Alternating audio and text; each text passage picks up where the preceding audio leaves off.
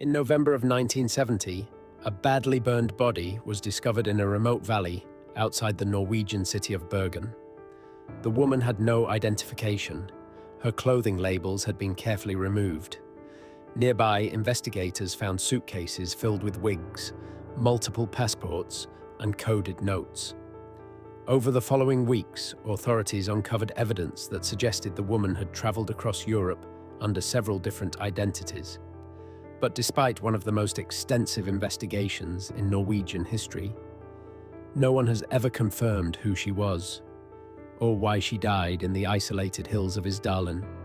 Even today, she is known only as the Isdal Woman. Isdalen Valley lies just outside Bergen on Norway's western coast. The area is steep, rocky, and difficult to access. Locals sometimes refer to it as Death Valley, not because of the Isdal Woman, but because the harsh terrain had already claimed several lives over the years. On November 29, 1970, a father and his two daughters were hiking through the valley. As they walked along the rocky path, something unusual caught their attention. A strong smell of burned material drifted through the air. Curious, they followed the scent, and then they saw her, the body of a woman lying among the rocks, badly burned. When police arrived at the scene, the situation became immediately puzzling. The woman's upper body had been severely burned. Her hands were positioned strangely at her chest, and scattered around her were several unusual objects. Investigators recovered a broken umbrella, a melted plastic bottle, a pair of rubber boots, and several sleeping pills. More strangely, her clothing labels had been deliberately removed. Every tag had been cut out, even from her underwear. The autopsy revealed even more disturbing details. The woman had died from a combination of carbon monoxide poisoning and sleeping pills. In total, investigators found more than 50 phenobarbital tablets in her stomach. But there was something else. Her body showed bruising on the neck, and the amount of carbon monoxide in her lungs suggested she had been breathing during the fire. This meant one thing: she was still alive when the flames began. Days later, investigators made a crucial discovery. At Bergen railway station, police located two suitcases connected to the unknown woman. Inside were dozens of personal items: wigs, foreign currency, maps, and clothing from several different countries. But once again, every clothing label had been removed. Police also discovered a notebook filled with what appeared to be coded writing, dates, numbers, and strange letter combinations. When the code was eventually deciphered, investigators made a surprising discovery. The notes documented a series of hotel stays across Europe, cities including Paris, Rome, Geneva, and several locations throughout Norway. Each trip had been recorded using different names. Hotel records revealed that the mysterious woman had used at least 9 different aliases while traveling.